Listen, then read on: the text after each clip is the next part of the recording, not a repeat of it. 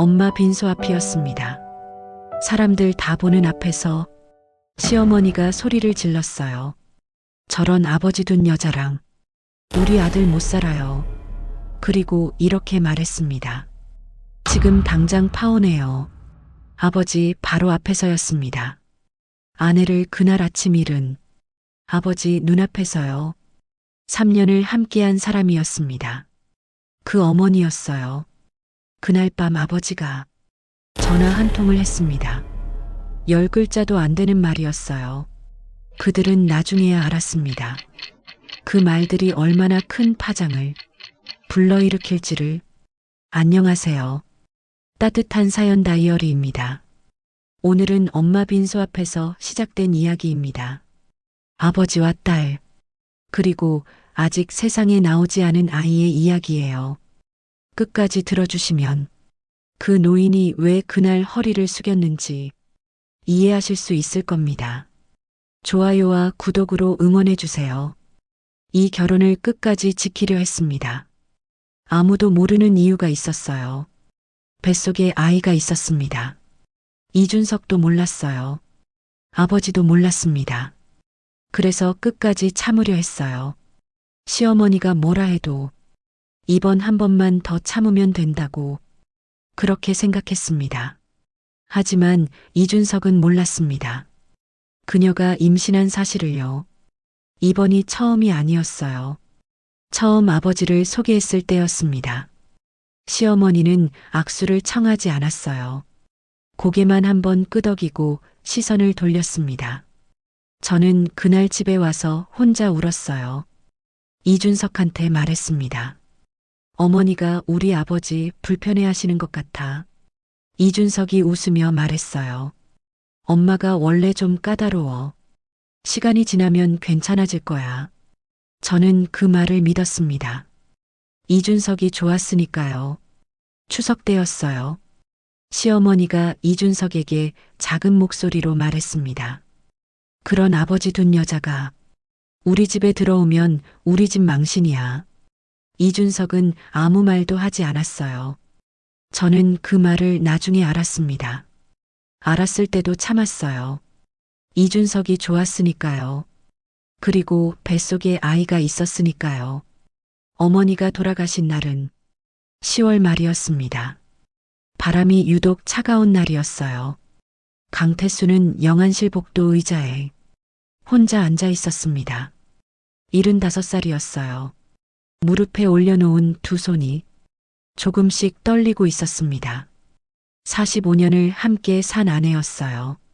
밥을 먼저 챙겨주던 사람이었습니다. 아이가 아플 때 밤을 새우던 사람이었어요. 단 한 번도 자신을 먼저 내세우지 않았던 사람. 그 사람이 오늘 눈을 감았습니다. 태수는 그 사실을 아직 온몸으로 받아들이지 못하고 있었어요. 저는 달려갔습니다. 아버지하고 복도 끝에서 뛰어왔어요. 아버지는 고개를 들었습니다. 제 눈이 벌겋게 부어 있는 걸 봤어요. 숨을 한번 고르고 말했습니다. 괜찮아. 그 말밖에 하지 않았어요. 딸 앞에서 더 이상 흔들리면 안 됐습니다. 아버지니까요. 이준석이 도착한 건 그로부터 1시간 뒤였습니다. 먼저 혼자 왔어요. 검은 정장 차림이었습니다. 저를 보더니 말했어요. 서연아 많이 힘들었겠다. 그 말이 어색하게 느껴졌습니다. 진심인지 아닌지 그때는 몰랐어요. 다음 날 저녁이었습니다. 장례식장 입구에서 시어머니가 들어섰어요. 시어머니는 65살이었습니다. 강남에서 프랜차이즈 카페 3곳을 운영했고 남편은 중견기업 대표였어요. 들어서자마자 복도를 훑어봤습니다. 그러다 복도 의자에 앉아있는 아버지를 발견했어요. 눈썹이 미세하게 올라갔습니다. 그리고 말했어요. 아내 장래에 자격도 없는 사람이 왜 상주 자리에 계시니? 저는 아무 말도 하지 못했어요. 아버지는 들은 척도 하지 않았습니다. 그냥 무릎 위에 올린 손을 조용히 내려다보고 있었어요. 아버지는 상주 자리에 앉았습니다. 아내의 영정 사진 옆이었어요. 그런데 시어머니가 빈소 안으로 들어서더니 사람들 앞에서 소리쳤습니다. 저런 아버지 둔 여자랑 우리 아들 못 살아요. 잠깐 숨을 고르더니 더 크게 말했어요. 지금 당장 파혼해요. 고함이 빈소 안을 울렸습니다. 조문객들이 굳어 있었어요. 저는 이준석 쪽을 바라봤습니다. 3년을 함께한 사람이었어요. 이 자리에서 단 한마디만 해줘도 됐습니다. 하지만 이준석은 시어머니 옆에 선 채 시선을 바닥으로 내렸어요. 침묵이었습니다. 그 침묵이 말보다 더 아팠습니다. 아버지는 그 모든 것을 듣고 있었어요. 영정 사진 속 아내의 얼굴을 바라보며 조용히 숨을 고르고 있었습니다. 오늘은 이 사람을 보내는 날이었어요. 손이 무릎 위에서 천천히 주먹을 쥐었습니다. 그러나 아무 말도 하지 않았어요. 천천히 자리에서 일어났습니다. 시어머니 쪽을 향해 허리를 깊이 숙였어요. 먼 길 오셨습니다. 그리고 조용히 빈소 밖으로 걸어나갔습니다. 아버지의 뒷모습이 복도 불빛 아래에서 작아 보였습니다. 세상에서 가장 작아 보였어요. 저 등이 얼마나 많은 것을 혼자 버텨왔는지 저는 그날 처음으로 온몸으로 느꼈습니다. 그리고 뱃속의 아이도 그 뒷모습을 함께 보고 있었습니다. 장례를 마치고 돌아오는 길이었어요. 차 안에서 아버지가 말했습니다. 너희 집으로 가자. 저는 아무 말 못하고 핸들을 돌렸어요. 아버지가 따라왔습니다. 딸 집 현관문을 열고 들어서더니 아무 말 없이 방으로 들어갔어요. 그날 밤이었습니다. 방에 불이 켜져 있었어요. 문틈으로 목소리가 새어나왔습니다. 준비해둔 거 이제 시작하십시오. 그게 전부였어요. 통화는 10초도 되지 않았습니다. 그런데 그 목소리는 제가 평생 들어온 아버지의 것이 아니었어요. 따뜻하지 않았습니다. 차가웠어요. 얼음처럼 차가웠습니다. 저는 문손잡이를 잡으려다 손을 거두었어요. 복도에 선 채 숨을 죽이고 있었습니다. 그 짧은 말 안에 무언가 담겨 있다는 것을 어렴풋이 느꼈어요. 그리고 그날 밤, 저는 처음으로 배를 감싸 안았습니다. 아이한테 말했어요. 우리 외할아버지야. 오늘 많이 힘든 날이었어. 그래도 끝까지 버텼어. 그날 밤 서연은 잠을 이루지 못했습니다. 눈을 감으면 시어머니가 했던 말이 귀에 맴돌았어요. 아내 장래에 자격도 없는 사람이 왜 상주 자리에 계시니? 그 말이 사라지지 않았습니다. 눈을 뜨니 복도 너머 아버지 방에서 불빛이 새어나오고 있었어요. 아버지도 자지 못하고 있었습니다. 새벽 2시가 넘었을 때였어요. 서연은 조용히 자리에서 일어나 부엌으로 나갔습니다. 물이라도 한 잔 마시려고 했어요. 그런데 부엌 불이 켜져 있었습니다. 아버지였어요. 냄비를 올려놓고 가스불 앞에 서 있었습니다. 그런데 서연이 보니 아버지의 어깨가 아주 미세하게 떨리고 있었어요. 울고 있는 게 아니었습니다. 참고 있었어요. 딸 앞에서 끝까지 참고 있었습니다. 아버지 뭐해요? 서연이 놀라 물었어요. 밥 먹었냐? 태수가 돌아보며 말했습니다.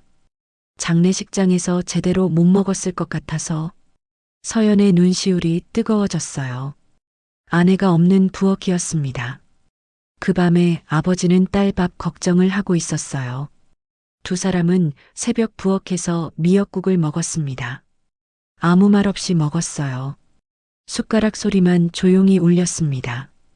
서연은 국물을 한 모금 삼키다가 결국 울음이 터져 나왔어요. 아빠 미안해요. 제가 사람을 잘못 봤어요. 태수는 숟가락을 내려놓고 딸의 손을 가만히 잡았습니다. 내가 잘못 본 게 아니다. 그 사람들이 잘못된 거지. 그 한마디였어요. 서연은 아버지 손을 꽉 잡은 채 한참을 울었습니다. 아버지는 등을 토닥이지도 울지 말라고도 하지 않았어요. 그냥 딸이 울음을 다 쏟아낼 때까지 조용히 기다려 주었습니다. 다음 날 아침이었어요. 서연이 눈을 떴을 때 부엌에서 소리가 났습니다. 아버지가 아침을 차리고 있었어요. 계란말이가 접시에 담겨 있었고 된장국이 김을 내뿜고 있었습니다. 서연이 어릴 때였어요. 힘든 날이면 엄마가 꼭 계란말이를 해줬습니다. 괜찮아, 다 잘 될 거야 하면서요. 아버지는 그걸 기억하고 있었어요. 엄마 대신 아버지가 차린 것이었습니다. 아버지 언제 일어났어요? 서연이 놀라 물었습니다. 태수는 대답 대신 식탁을 가리켰어요. 어서 앉아라, 식기 전에. 서연은 식탁에 앉아 아버지의 뒷모습을 바라봤습니다. 어젯밤 그 차가운 전화 목소리가 아직도 귓가에 남아 있었어요. 지금 눈앞에 있는 아버지가 그 목소리의 주인과 같은 사람이 맞는지 서연은 밥숟가락을 들며 그 질문을 마음속으로 삼켰습니다.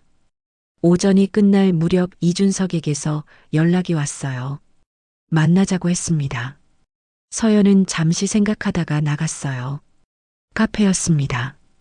이준석이 먼저 나와 있었어요. 서연이 자리에 앉자 이준석이 말했습니다. 서연아, 어제 일은 진짜 미안해. 근데 엄마가 원래 좀 그래. 시간이 지나면 나아질 거야. 우리 넘어가자. 서연은 이준석을 가만히 바라봤습니다. 잊고 넘어가자. 그 말이 귀에 걸렸어요. 45년을 함께 산 사람한테 자격도 없는 사람이라고 했는데 넘어가자고 했습니다. 미안하다는 말은 했지만 잘못했다는 말은 없었어요. 엄마가 잘못했다는 말도 끝내 나오지 않았습니다. 결정적인 순간에 없는 사람이 있어요. 아무리 사랑해도 그 한 번이 전부를 말해줄 때가 있습니다. 이준석은 그날 그 사람이었어요. 서연은 천천히 핸드백에서 반지를 꺼냈습니다. 테이블 위에 올려놓았어요. 이준석의 표정이 굳었습니다. 서연아, 잠깐만. 이준석이 서연의 팔을 잡았어요. 서연은 그 손을 내려다봤습니다. 그리고 천천히 뿌리쳤어요. 잡은 손이 허공에 남았습니다. 당신은 그날 침묵으로 우리 아버지한테 같이 소리친 거예요. 이준석은 입을 열었지만 아무 말도 나오지 않았습니다. 서연이 자리에서 일어나며 조용히 말했어요. 나 임신했어요. 이준석의 얼굴이 굳었습니다. 서연은 그 얼굴을 바라보다가 말했어요. 이 아이는 내가 키울 거예요. 이준석이 다시 팔을 잡으려 했습니다. 서연은 뿌리치고 카페 문을 밀고 나갔어요. 뒤에서 이름을 불렀지만 한 번도 돌아보지 않았습니다. 집으로 돌아온 서연은 소파에 앉아 한참을 멍하니 있었어요. 3년이었습니다. 3년을 함께한 사람이었는데 정작 결정적인 순간에 그 사람은 없었어요. 눈물이 나지 않았습니다. 이상하게도 슬프지 않았어요. 어쩌면 이미 알고 있었던 것 같았습니다. 장례식장 그 순간부터 이미 끝이 보였던 것 같았어요. 그냥 텅 빈 것 같았습니다. 아버지가 옆에 조용히 앉았어요. 아무 말 없이 창밖을 바라봤습니다. 두 사람은 한참을 그렇게 있었어요. 그때 아버지가 고개를 돌렸습니다. 서연의 배를 한번 바라봤어요. 그리고 아무 말 없이 다시 창밖을 봤습니다. 서연은 그 시선을 느꼈어요. 아무것도 묻지 않았습니다. 그냥 알고 있다는 것 같았어요. 그날 밤이 지나고 이틀이 흘렀어요. 이준석에게서 문자가 왔습니다. 서연아, 나 진짜 미안해. 그날 내가 왜 그랬는지 모르겠어. 근데 있잖아. 우리 엄마 카페 새 곳이 갑자기 임대해지 통보를 받았어. 나 요즘 너무 힘들다. 서연은 문자를 읽고 또 읽었습니다. 미안하다는 말. 그리고 카페 임대해지. 두 가지가 한 문자 안에 있었어요. 서연은 천천히 아버지를 바라봤습니다. 아버지는 소파에 앉아 조용히 창밖을 보고 있었어요. 아무것도 모르는 얼굴이었습니다. 아무것도 모르는 척하는 얼굴이었어요. 서연은 핸드폰을 내려놓았습니다. 무언가 시작되고 있었어요. 그게 무엇인지는 아직 몰랐습니다. 태수가 아침 일찍 나갔습니다. 서연이 눈을 떴을 때 현관문이 닫히는 소리가 들렸어요. 식탁 위에 메모 한 장이 있었습니다. 밥 먹어라. 그게 전부였습니다. 서연은 혼자 식탁에 앉았어요. 아버지가 차려놓은 된장국이었습니다. 뚜껑을 열었을 때 아직 김이 나고 있었어요. 얼마 전에 끓여놓고 나간 거였습니다. 서연은 숟가락을 들다가 잠시 멈췄어요. 국물이 목을 타고 넘어가는데 눈물이 날 것 같았습니다. 아내를 잃은 날부터 아버지는 딸 밥 걱정을 멈추지 않았어요. 그게 이 사람의 방식이었습니다. 아무것도 하지 마라. 그 말만 남기고 나갔어요. 그 말이 자꾸 머릿속에서 맴돌았습니다. 아무것도 하지 마라는 말은 무언가를 하고 있다는 뜻이기도 했어요. 저녁이 돼서야 아버지가 돌아왔습니다. 서연이 어디 다녀오셨냐고 물었어요. 태수는 외투를 벗으며 말했습니다. 다녀왔어. 서연이 고개를 끄덕이자 태수는 방으로 들어갔어요. 문이 닫혔습니다. 그리고 얼마 지나지 않아 낮고 짧은 통화 소리가 들렸어요. 서연은 귀를 기울였습니다. 알아서 하십시오. 그 말만 들렸어요. 그런데 목소리가 낯설었습니다.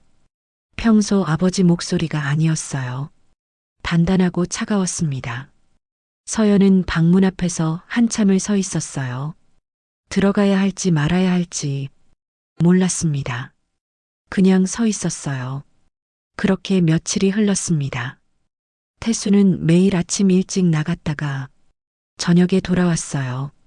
어디 가냐고 물으면 다녀온다고 했습니다. 뭐 하냐고 물으면 별거 없다고 했어요. 그런데 이상한 일이 생기기 시작했습니다. 뭔가 조용히 바뀌고 있었어요. 바람이 방향을 바꾸는 것처럼 소리도 없이 냄새도 없이 달라지고 있었습니다. 서연은 그게 뭔지 알 수 없었어요. 그냥 느껴졌습니다. 그리고 아버지는 여전히 아침마다 밥을 차려놓고 나갔어요. 메모도 항상 남겼습니다. 밥 먹어라. 그 한마디였어요. 서연은 그 메모를 버리지 못했습니다. 식탁 한쪽에 쌓아뒀어요.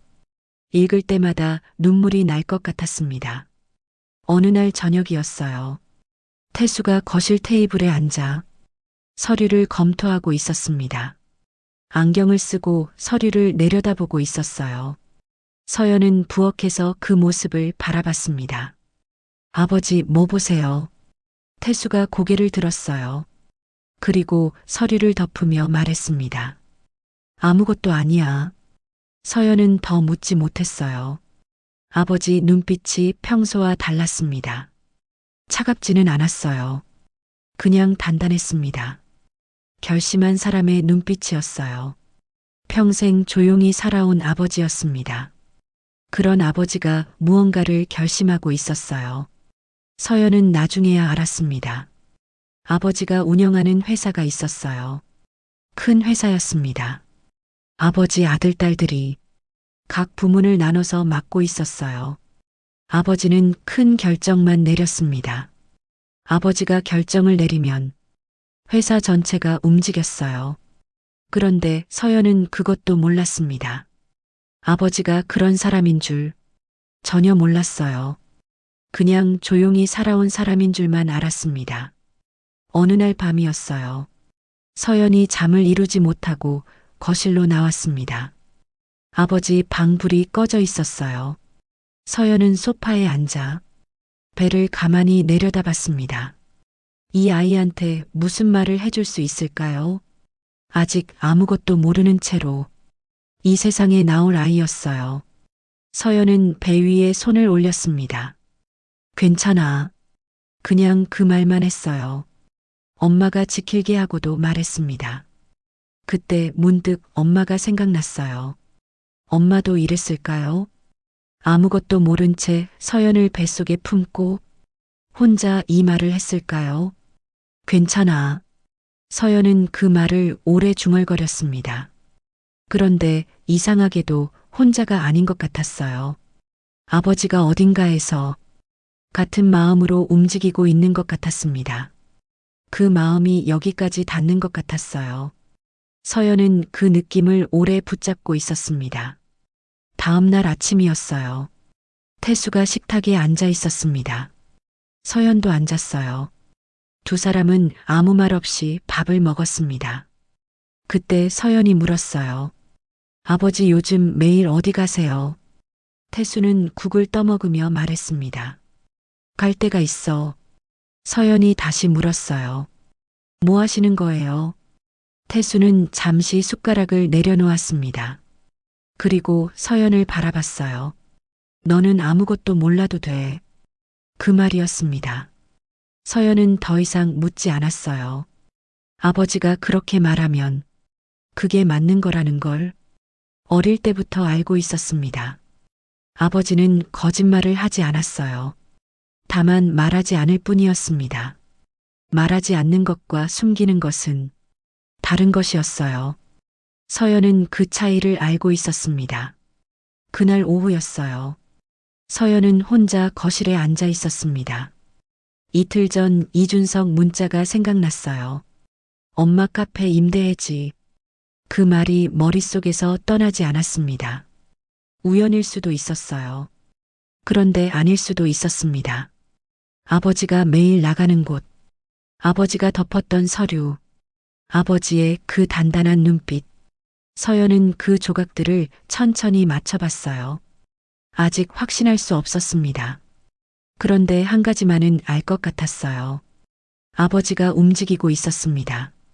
말없이 소리 없이, 그리고 아주 정확하게. 며칠이 지났습니다. 아버지가 출근하듯 나간 아침이었어요. 서연은 혼자 엄마 방으로 들어갔습니다. 유품을 정리해야 했어요. 더 이상 미룰 수 없었습니다. 문을 열었을 때 엄마 냄새가 났어요. 아직 남아 있었습니다. 서연은 문 앞에서 한참을 서 있었어요. 들어가지 못했습니다.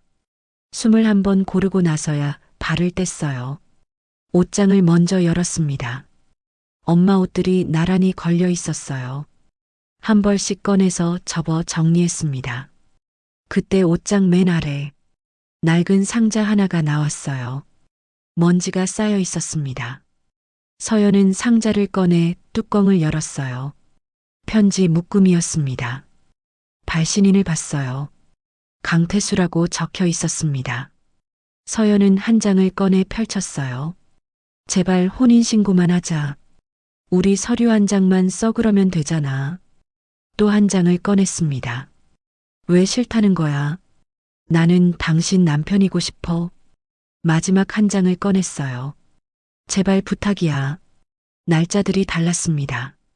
20년이 넘는 세월이 담겨 있었어요. 뒤집어 보니 엄마 글씨로 답장이 적혀 있었습니다. 서류 없이도 당신 마음이 내 거면 됐어요. 당신이 내 곁에 있으면 됐어요. 그걸로 충분해요. 서연은 그 글씨를 손가락으로 짚었습니다.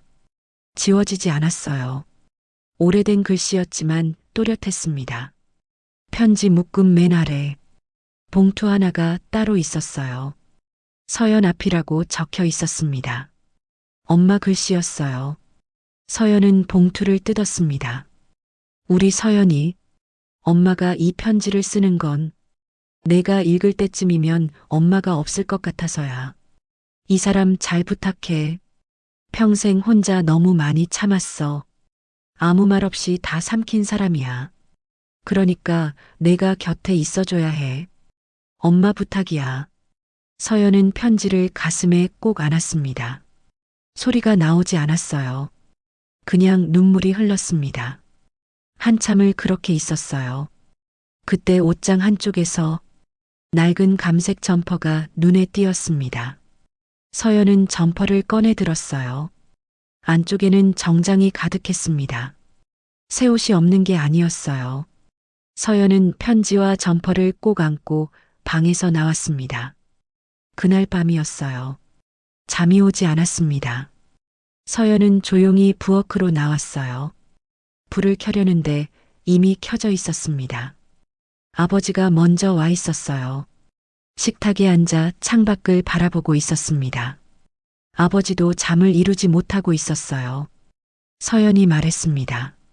저도 잠이 안 와요. 태수가 고개를 돌리며 웃었어요.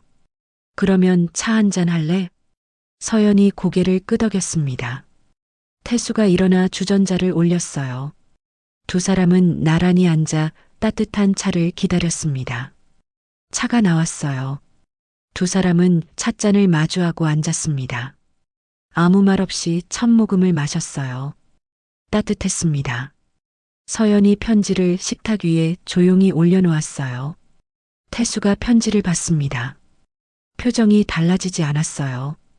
그냥 찻잔을 내려다봤습니다. 서연이 말했어요. 아빠, 엄마 많이 보고 싶어요. 태수가 찻잔을 두 손으로 감쌌습니다. 나도 그래. 두 사람은 또 한참 말없이 앉아 있었어요. 창밖에 바람 소리가 들렸습니다. 서연이 조심스럽게 물었어요. 아빠, 왜 혼인신고를 못 하셨어요? 태수가 창밖을 바라봤습니다. 말을 꺼내기까지 잠시 시간이 걸렸어요. 전처가 있었어.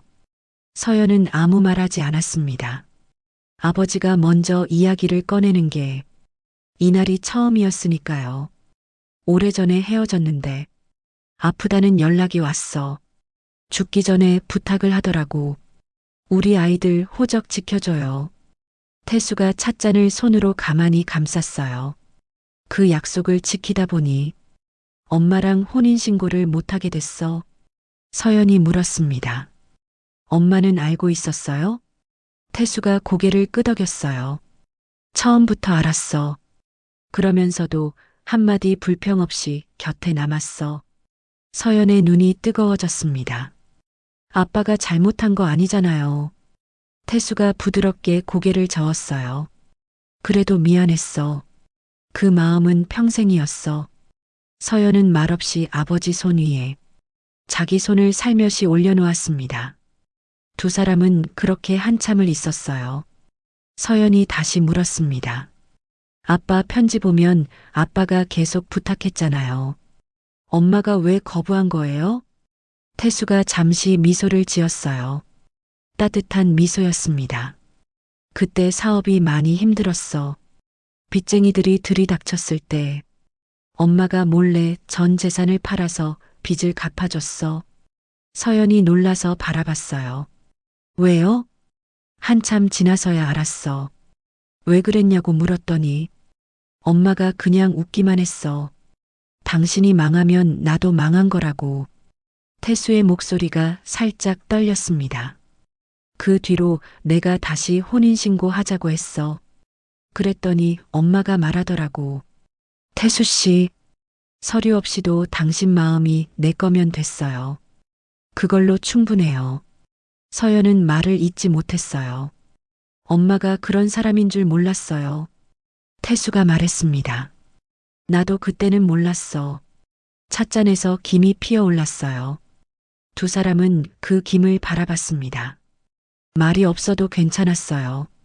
그냥 함께 있는 것만으로도 충분했습니다. 서연이 점퍼를 식탁 위에 올려놓았어요. 아빠, 이거 왜 항상 이것만 입어요? 태수가 점퍼를 내려다봤습니다. 처음 사업 시작했을 때 입던 거야. 왜요? 잘 됐다고 좋은 옷 입기 시작하면 초심을 잃을 것 같아서. 서연이 작게 웃었습니다. 아빠답다. 태수도 따라 웃었어요. 두 사람이 함께 웃은 게 엄마 돌아가시고 처음이었습니다. 그 웃음이 참 따뜻했어요. 잠시 침묵이 흘렀습니다. 서연이 찻잔을 두 손으로 감쌌어요. 아빠, 사실 말할 게 있어요. 태수가 기다렸습니다. 서연이 조용히 말했어요. 나 임신했어요. 태수는 놀라지 않았습니다. 그냥 서연을 바라봤어요. 서연이 물었습니다. 알고 있었어요? 태수가 천천히 고개를 끄덕였어요. 언제부터요? 태수가 말했습니다. 처음 봤을 때부터였어. 서연의 눈에서 눈물이 흘렀어요. 태수가 부드럽게 말했습니다. 잘 키우자, 우리 둘이. 서연이 고개를 끄덕였어요. 눈물이 멈추지 않았습니다. 태수가 딸의 머리를 가만히 쓸어내렸어요. 오래전 어릴 때 하던 것처럼. 서연은 그 손길에 한참을 울었습니다. 아버지는 말없이 그냥 곁에 있었어요. 그날 밤 서연이 방으로 돌아왔습니다. 잠시 후 아버지 방에서 소리가 났어요. 서연은 귀를 기울였습니다. 흐느끼는 소리였어요. 작고 낮은 소리였습니다. 평생 딸 앞에서 한 번도 운 적 없던 사람이 혼자 울고 있었어요. 서연은 문 앞에서 손을 들었습니다. 노크하려다 천천히 내렸어요. 이 순간만큼은 아버지 혼자 울게 두어야 할 것 같았습니다. 서연은 벽에 등을 기대고 바닥에 주저앉았어요. 아버지 우는 소리를 들으며 함께 울었습니다. 두 사람 사이에는 문 하나가 있었어요. 그게 전부였습니다. 다음 날 아침이었습니다. 태수가 또 일찍 나갔어요. 식탁 위에 메모가 있었습니다. 밥 먹어라. 그리고 한 줄이 더 있었어요. 오늘은 좀 쉬어. 서연은 그 메모를 오래 바라봤습니다. 아버지가 딸 걱정을 하고 있었어요. 임신한 딸을 혼자 두고 나가는 게 마음에 걸렸던 거였습니다. 서연은 그날 혼자 거실에 앉아 있었어요. 배 위에 손을 올렸습니다. 아직 표가 나지 않았어요. 그런데 이상하게도 실감이 났습니다. 이 아이가 자라면 어떤 얼굴일까요? 엄마를 닮을까요? 아버지를 닮을까요? 서연은 한참을 그 생각 속에 있었어요. 그러다 문득 엄마 생각이 났습니다. 엄마도 이랬을까요? 혼자 이 집에 앉아서 배 위에 손을 올리고 서연 얼굴을 상상했을까요? 눈물이 날 것 같았어요. 그런데 웃음이 먼저 나왔습니다. 엄마가 웃었을 것 같았어요. 그냥 활짝 웃었을 것 같았습니다. 그 무렵이었어요. 서연은 혼자 산부인과를 다녀왔습니다. 말하지 않고 혼자 다녀올 생각이었어요. 아버지한테 걱정을 끼치고 싶지 않았습니다. 진료를 마치고 나오는데 아이 심장 소리를 처음 들었어요. 작고 빠른 소리였습니다. 쿵쿵쿵쿵. 서연은 그 자리에서 한참을 울었어요. 진료실 앞 복도였습니다. 간호사가 괜찮으세요 했어요. 서연은 고개를 끄덕였습니다. 눈물을 닦고 병원 문을 열었어요. 그런데 주차장 한쪽에 아버지가 서 있었습니다. 감색 점퍼 차림이었어요. 서연을 보더니 아무 말하지 않았습니다. 그냥 천천히 걸어왔어요. 서연이 물었습니다. 아버지 여기 왜 있어요? 태수가 말했어요. 지나가다가. 그 말이 전부였습니다. 서연은 그 말이 거짓말인 걸 알았어요. 아버지는 집에서 여기까지 지나가는 길이 없었습니다. 서연의 눈이 다시 뜨거워졌어요. 태수가 먼저 걸으며 말했습니다. 밥은 먹었냐? 서연이 웃었어요. 울면서 웃었습니다. 아버지 뒤를 따라 걸었어요. 말이 없어도 괜찮았습니다. 그냥 이 사람이 옆에 있었어요. 태수는 매일 아침 일찍 나가고 매일 저녁 돌아왔어요. 돌아올 때마다 서연 밥부터 챙겼습니다. 뭐 먹었냐? 잘 먹었냐? 속은 안 불편하냐? 말이 많지 않은 사람이 이것만큼은 꼭 물었어요. 서연은 그게 좋았습니다. 아버지가 옆에 있다는 게 이렇게 든든한 줄 몰랐어요. 평생 이 사람이 곁에 있었는데 이제야 알았습니다. 그 무렵 진성푸드에 이상 신호가 오기 시작했어요. 처음엔 작은 것들이었습니다. 납품 주문이 하나씩 줄었어요. 거래처에서 연락이 뜸해졌습니다. 이병철이 전화를 돌렸어요. 30년 쌓아온 인맥이었습니다. 그런데 받는 사람이 없었어요. 신호음만 울렸습니다. 나중에 알았어요. 먼저 연락이 가 있었다는 걸. 이미 다른 곳에서 먼저 움직이고 있었어요. 시어머니 카페에도 이상한 일이 생겼습니다. 세 곳에 같은 날 같은 시간. 내용 증명이 날아왔어요. 임대인 변경과 동시에 해지 통보였습니다. 시어머니가 임대인 이름을 봤어요. 강태수라고 적혀 있었습니다. 시어머니의 손이 떨렸어요. 그 노인이었습니다. 빈소 앞에서 먼 길 오셨습니다 하고 허리를 숙이고 나간 그 노인이었어요. 진성푸드 창고에 물건이 쌓이기 시작했습니다. 주문이 끊겼어요. 담당자가 전화를 돌렸지만 아무도 받지 않았습니다. 직원들이 술렁이기 시작했어요. 이준석만 홀로 불안해했습니다. 어머니한테 전화를 걸었어요. 어머니 혹시 그 사람이? 어머니가 말을 잘랐습니다. 아니야, 하룻밤이면 잠잠해져. 하지만 잠잠해지지 않았어요. 이틀이 지나고 사흘이 지났습니다. 아무것도 달라지지 않았어요. 오히려 더 조용해졌습니다. 그 조용함이 더 무서웠어요. 그날 밤이었습니다. 이준석은 혼자 사무실에 앉아 있었어요. 서연한테 문자를 보냈습니다.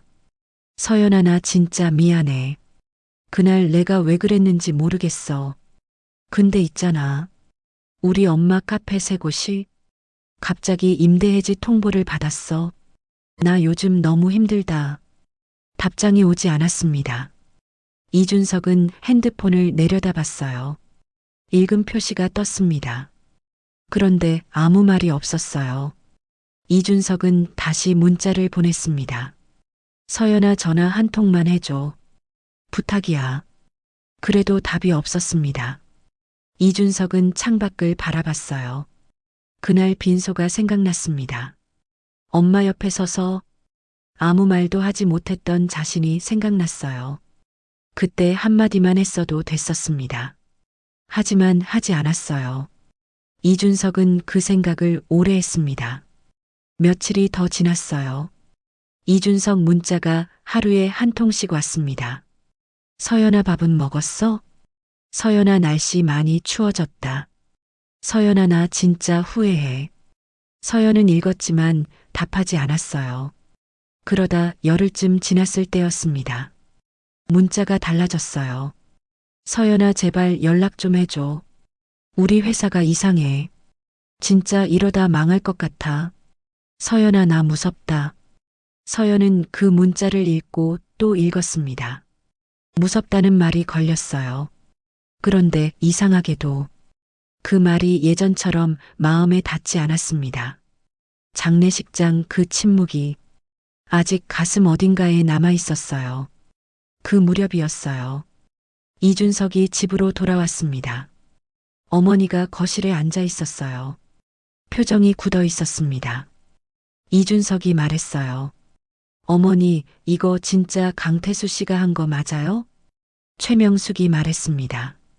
그 노인이 뭘 어떻게 하겠어. 이준석이 목소리를 높였어요. 어머니 아니잖아요. 납품도 끊기고 카페도 해지되고 이게 다 연결된 거잖아요. 최명숙이 찻잔을 내려놓았습니다. 준석아. 이준석이 말을 이었어요. 어머니가 그날 왜 그러셨어요? 빈소 앞에서 왜 그랬냐고요? 최명숙의 눈이 흔들렸습니다. 이준석이 처음으로 어머니한테 따지고 있었어요. 최명숙이 천천히 말했습니다. 나는 우리 집을 지키려고 한 거야. 이준석이 말했습니다. 서연이 울었어요.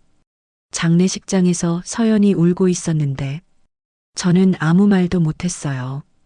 그게 지금도 후회돼요. 최명숙은 아무 말 하지 않았습니다. 이준석이 말했어요. 어머니가 한마디만 안 했어도 제가 서연이 옆에 있을 수 있었어요. 방으로 들어가 버렸습니다. 문이 닫혔어요. 최명숙은 혼자 거실에 앉아 있었습니다. 찻잔이 식어가고 있었어요. 빈소 앞에서 소리치던 그날이 천천히 떠올랐습니다. 그때는 몰랐어요. 그 한마디가 이렇게까지 돌아올 줄은. 그 무렵 서연은 엄마 사진을 꺼내 들었어요. 옛날 사진이었습니다. 젊은 엄마였어요. 환하게 웃고 있었습니다. 서연은 사진을 보며 조용히 말했어요. 엄마 나 임신했어. 아빠한테는 말했어. 아빠가 잘 키우자 우리 둘이 했어. 엄마 아빠 그런 사람이야. 서연은 사진을 가슴에 대고 눈을 감았습니다. 엄마가 알고 있을 것 같았어요. 다 알면서 웃고 있을 것 같았습니다. 그 생각을 하니 마음이 따뜻해졌어요. 엄마가 보내준 것 같았습니다. 이 따뜻함을요. 그리고 아버지 방 앞을 지나치는데 문틈으로 빛이 새어나오고 있었어요. 그런데 이상했습니다. 통화 소리가 없었어요. 발소리도 없었습니다. 그냥 조용했어요. 서연은 문 앞에서 멈췄습니다. 귀를 기울였어요. 아무 소리도 들리지 않았습니다. 그 조용함이 이상하게 무거웠어요. 말소리가 들릴 때는 몰랐습니다. 그런데 아무 소리도 없는 게 더 무서웠어요. 다 끝났거나 아니면 이미 다 결정됐거나 그 둘 중 하나 같았습니다. 서연은 손을 들었어요. 노크하려다 천천히 내렸습니다. 그냥 문 앞에 잠시 서 있었어요. 그리고 조용히 돌아섰습니다. 저녁이었습니다. 태수가 방에서 나왔습니다. 서연이 밥상을 차려놓고 기다리고 있었습니다. 오늘은 제가 차렸어요. 태수가 밥상을 받습니다. 잠시 멈췄어요. 그리고 부드럽게 말했습니다. 잘했네. 두 사람은 마주 앉았어요. 아무 말 없이 밥을 먹었습니다. 그 침묵이 따뜻했어요. 말이 없어도 충분했습니다. 서연이 물었어요. 아버지 오늘도 힘드셨어요? 태수가 고개를 저으며 말했습니다. 아니 맛있다. 서연의 눈이 뜨거워졌어요. 이 사람이었습니다. 어떤 날도 딸 앞에서 힘들다는 말을 하지 않는 사람이었어요. 그게 이 사람의 방식이었습니다. 그렇게 며칠이 흘렀습니다. 어느 저녁 태수가 돌아왔어요. 평소보다 조금 늦었습니다. 서연이 기다리고 있었어요. 태수가 외투를 벗으며 말했습니다. 다 됐어.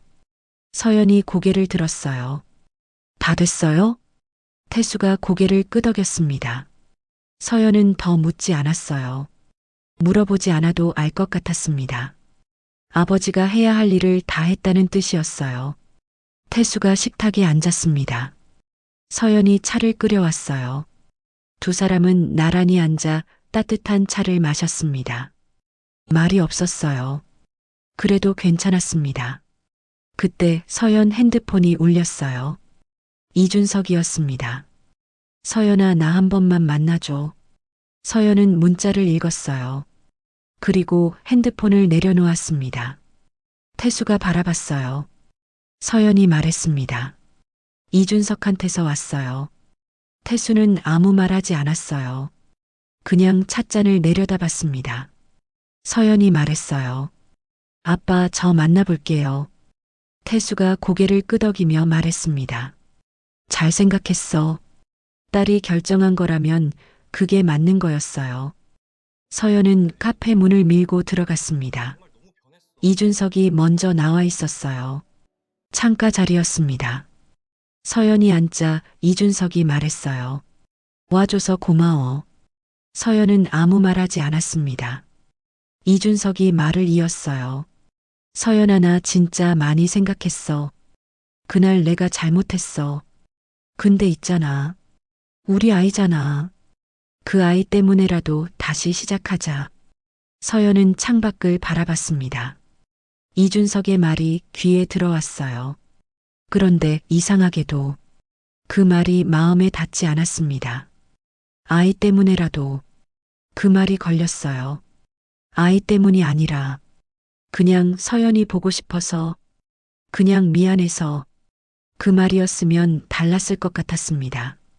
이준석이 서연의 손을 잡으려 했어요. 서연은 손을 거뒀습니다. 준석 씨? 서연이 조용히 말했어요. 그날 빈소 앞에서 아버지가 허리를 숙이고 나갔어. 그 뒷모습 기억해? 이준석이 고개를 숙였습니다. 서연이 말했어요. 나는 그 뒷모습이 아직도 눈에 밟혀. 그날 내가 한마디만 했어도 나는 버틸 수 있었어. 이준석이 말했습니다. 서연아, 나 그때 왜 그랬는지 모르겠어. 진짜 미안해. 서연은 이준석을 바라봤어요. 오래 바라봤습니다. 그리고 천천히 자리에서 일어났어요. 이준석이 팔을 잡았습니다. 서연은 그 손을 내려다봤어요. 그리고 조용히 말했습니다. 미안하다는 말은 고마워. 그런데 우리는 이미 끝났어. 이준석의 손이 허공에 남았습니다. 서연은 카페 문을 밀고 나갔어요. 뒤에서 이름을 불렀지만 한 번도 돌아보지 않았습니다. 집으로 돌아온 서연은 현관문을 열고 들어섰어요. 태수가 거실에 앉아 있었습니다.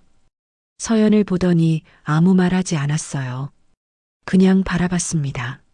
서연이 소파에 앉았어요. 괜찮아요. 그 말 한마디였습니다. 태수가 고개를 끄덕였어요. 두 사람은 나란히 창밖을 바라봤습니다. 말이 없었어요. 그래도 괜찮았습니다. 서연은 그 침묵 속에서 마음이 정리되는 것을 느꼈어요. 끝낸 게 아니었습니다. 지킨 거였어요. 시댁 가족이 움직이기 시작했습니다. 모든 것이 막혀 있었어요. 납품도 끊겼고 카페도 문을 닫았습니다. 거래처는 전화를 받지 않았어요. 인맥도 전부 소용없었습니다. 이병철이 마지막 카드를 꺼냈어요. 업계 최상위 유통사였습니다. 그곳만 뚫리면 살 수 있었어요. 이병철과 최명숙이 함께 찾아갔습니다. 이준석도 따라갔어요. 이번만큼은 자신이 직접 해결해야 할 것 같았습니다. 서연한테 돌아가려면 먼저 이것부터 끝내야 했어요. 로비였어요. 사흘을 기다렸습니다. 하루가 지나도 연락이 없었어요. 이틀이 지나도 마찬가지였습니다. 최명숙은 소파 끝에 앉아 핸드백을 꼭 쥐고 있었어요. 이렇게까지 될 줄 몰랐습니다.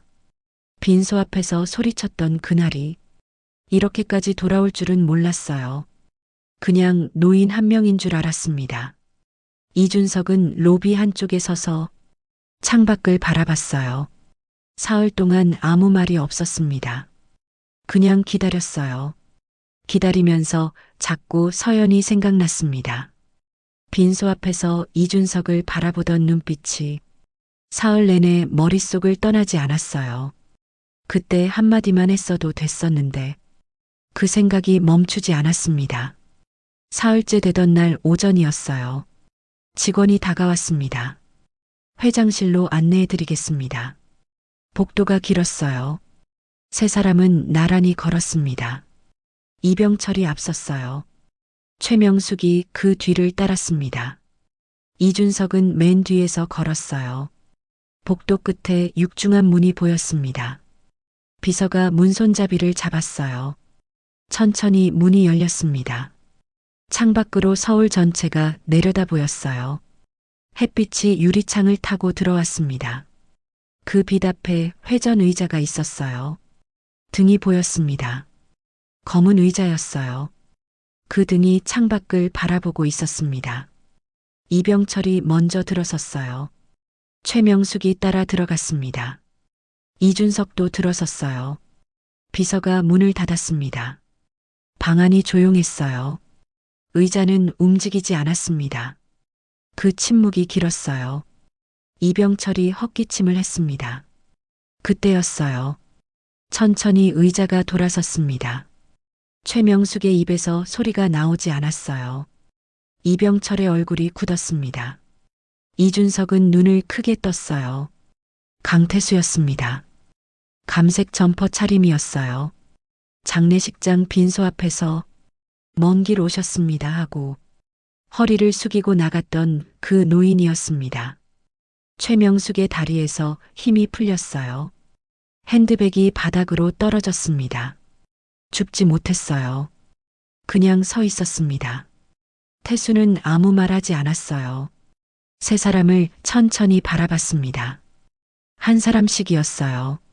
이병철을 봤습니다. 최명숙을 봤어요. 그리고 이준석을 봤습니다. 이준석은 그 눈빛을 받는 순간 가슴 어딘가가 무너지는 것 같았어요. 아무 말도 할 수 없었습니다. 태수의 눈에는 분노가 없었어요. 그게 더 무서웠습니다. 그냥 오래 바라보고 있었어요. 그 시선이 어떤 말보다 무거웠습니다. 비서실장이 앞으로 나왔어요. 서류를 펼쳤습니다. 진성푸드 현황입니다. 납품처 이탈률 45%, 자녀 운영자금 45일치, 현 상태 유지 시 부도 예상일, 45일 후입니다. 이병철의 얼굴이 굳었어요. 최명숙은 눈을 감았습니다. 이준석은 바닥을 내려다봤어요. 숫자들이 귀에 들어왔습니다. 그런데 머릿속에서는 숫자가 아니라 서연 얼굴이 떠올랐어요. 태수는 여전히 아무 말하지 않았습니다. 그냥 세 사람을 바라봤어요. 오래 바라봤습니다. 그 침묵이 어떤 말보다 무거웠어요. 이병철이 먼저 무릎을 꿇었습니다. 죄송합니다. 그 말밖에 하지 못했어요. 최명숙도 무릎을 꿇었습니다. 눈물이 흘렀어요. 이준석은 잠시 서 있었습니다. 그러다 천천히 무릎을 꿇었어요. 고개를 숙였습니다. 그 자리에서 처음으로 알았어요. 자신이 그날 침묵으로 서연한테 한 짓이 얼마나 큰 것이었는지. 태수는 오래 생각했습니다. 아내라면 어떻게 했을까? 그 생각 하나였어요. 그리고 조용히 말했습니다. 일어나시죠. 비서실장이 서류를 내밀었어요. 회사와 사업권 일체를 포기하는 각서였습니다. 이병철이 서명했어요. 최명숙도 서명했습니다. 펜을 내려놓는 손이 떨렸어요. 태수가 조용히 말했습니다. 집은 돌려드리겠습니다. 이병철이 고개를 들었어요. 태수가 말했습니다. 45년을 같이 산 사람을 잃었어요. 그 슬픔이 얼마나 큰지 당신들은 아시겠어요? 그런데 그날 그 빈소 앞에서 당신들이 한 말을 저는 잊지 않았습니다. 태수가 자리에서 일어났어요. 이것으로 끝입니다. 문이 열렸어요. 태수가 걸어 나갔습니다. 뒤를 돌아보지 않았어요. 문이 닫혔습니다. 세 사람은 그 자리에 남겨졌어요. 아무도 먼저 일어나지 않았습니다. 방 안이 조용했어요. 창밖에서 햇빛이 들어오고 있었습니다. 그 빛이 너무 환했어요. 최명숙은 무릎을 꿇은 채 바닥을 내려다보고 있었습니다. 이병철은 서명한 각서를 바라봤어요. 이준석은 고개를 들어 태수가 나간 문을 바라봤습니다. 문은 닫혀 있었어요.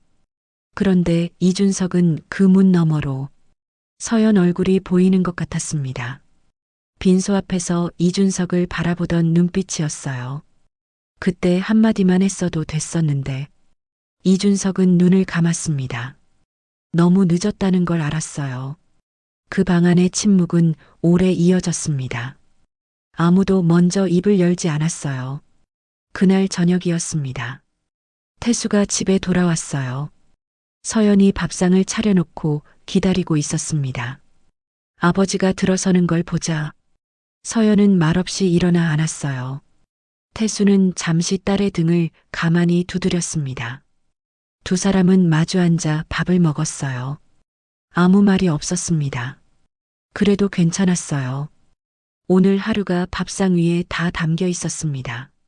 서연의 눈이 뜨거워졌어요. 이 사람이었습니다. 회장실에서 돌아와서도 딸 밥상 앞에 조용히 앉는 사람이었어요. 태수가 거실에서 기다리고 있었어요. 서연이 나왔습니다. 두 사람은 소파에 나란히 앉았어요. 서연이 물었습니다. 아빠 왜 다 망가뜨리지 않았어요? 태수가 창밖을 바라봤어요. 한참 말이 없었습니다. 그리고 부드럽게 말했어요. 엄마라면 어떻게 했을까? 그 생각을 했어. 서연의 눈에서 눈물이 흘렀습니다. 태수가 말을 이었어요. 엄마가 사업이 힘들 때 전 재산을 팔아서 빚을 갚아줬잖아. 그때 내가 왜 그랬냐고 물었더니 엄마가 웃기만 했어. 당신이 망하면 나도 망한 거라고. 태수의 목소리가 낮아졌습니다. 그 사람이 평생 그렇게 살았어. 품격 있게. 어떤 날도 사람을 짓밟지 않았어. 나도 그렇게 하고 싶었어. 서연이 아버지 손을 잡았습니다. 꼭 쥐었어요. 아빠, 나 아빠한테 하고 싶은 말 있어요. 태수가 서연을 바라봤습니다. 서연이 말했어요. 아빠 정말 고마워요. 그냥 곁에 있어줘서요. 그냥 아빠여서요. 태수는 아무 말 하지 않았습니다. 그냥 딸의 손을 꼭 쥐었어요. 두 사람은 그렇게 한참을 있었습니다. 말이 없어도 충분했어요. 그때 태수가 조용히 말했습니다. 엄마한테 고맙다는 말을 끝내 못했어. 서연의 눈에서 눈물이 흘렀어요. 서연이 말했습니다. 내가 대신 전해줄게요, 아빠. 두 사람은 함께 밖으로 나왔어요. 노을이 지고 있었습니다. 하늘이 붉었어요. 두 사람이 나란히 걸었습니다. 말이 없었어요. 그때 바람이 불었습니다. 서연은 그 바람 속에서 엄마 목소리를 들은 것 같았어요. 태수 씨, 우리 참 잘 살았지. 태수가 하늘을 바라봤습니다. 눈이 젖었어요. 그리고 조용히 말했어요. 그래, 정말 잘 살았어. 서연이 아버지 손을 꼭 잡았습니다. 두 사람은 그렇게 노을 속을 걸었어요. 45년이었습니다. 서류 한 장 없이도 평생 가족이었습니다. 여기까지가 오늘 이야기입니다. 따뜻한 사연 다이어리를 찾아주신 여러분께 진심으로 감사드립니다. 이 이야기가 여러분 마음속에 작은 온기로 남았으면 좋겠어요. 우리 주변에는 말없이 곁을 지키는 사람이 있습니다. 오늘 하루 그 사람에게 고맙다는 말 한마디 전해보시는 건 어떨까요? 영상이 마음에 드셨다면 좋아요와 구독으로 응원해주세요. 여러분의 따뜻한 댓글 하나하나가 다음 이야기를 만드는 힘이 됩니다. 다음 이야기도 여러분 곁에 따뜻하게 찾아오겠습니다. 따뜻한 사연 다이어리였습니다. 감사합니다.